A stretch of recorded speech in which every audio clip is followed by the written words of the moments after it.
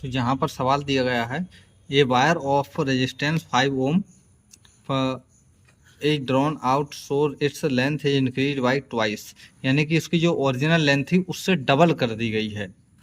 कहने का मतलब ये इतनी थी, इसकी डबल नहीं, यानी जितनी थी उसकी डबल करके उसको बढ़ा दिया गया है। Its original length calculated new resistance, resistance क्या होगा। तो सिंपली अगर हम किसी भी चीज़, या हमारे पास में कोई चीज़ है, इसको हम खींच करके इतना लंबा करेंगे तो इसकी जो गोलाई है यानी एरिया है वो भी कम होगा, और लेंथ जो है इंक्रीज हो रही है। तो शुरू में अगर हम देखें तो हमारे पास में आर इजकल टू क्या होता है, R is equal to rho L by A होता है, और वी ए इजकल टू क्या होता है, वी बाई एल, या फिर V equal to A L होता है, उसको आप वहां से निकाल करके लिख सकते हो। ठीक है, तो इसको अगर हम लिखेंगे R is equal to rho L square by A, जब इसकी वैल्यू यहाँ पर रखेंगे तो ये एल जो है अपॉन से ऊपर चला जाएगा, सॉरी यहाँ पर ये भी हो जाएगा। अब हमको ये पता है ये दोनों क्या है, ये दोनों हमारे,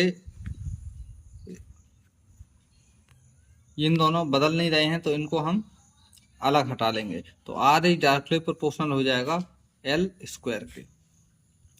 तो यहीं से हम इसकी वैल्यू निकाल सकते हैं। तो आर वन जो है R one by R two equal to L one square by L two square. अब हमको पता है, हाँ, शुरू में एल मान लो लेंथ इतनी थी एल, और हमने इसको डबल करके बढ़ा दिया, यानी कि 2L हमने बढ़ा दिया, डबल बढ़ा दी, तो ये L प्लस 2L 3L हो गई। तो यहाँ पर हम देखेंगे कि इसको हम रखेंगे 3L स्क्वायर अपॉन, इसको रुको, L स्क्वायर नीचे आएगा 3L स्क्वायर। अब ये हो जाएगा कितना अपना R1 equal to L square R2 by 9L square. L square से एल स्क्वायर कट जाएगा, R1 इजकल टू हो जाएगा R2, और ये 9 ऊपर जाएगा 9R1, यानी कि जो R2 होगा नया रेजिस्टेंस वो R1 के 9 टाइम से ज़्यादा होगा, यानी 9 गुना ज़्यादा होगा। तो R1 की वैल्यू कितनी थी, 5 ओम थी, कितनी थी R1, ये रहा 5 ओम थी। 5 ओम की यहाँ पर वैल्यू रखेंगे तो 9 गुणे 5 क्या जाएगा हमारा 45।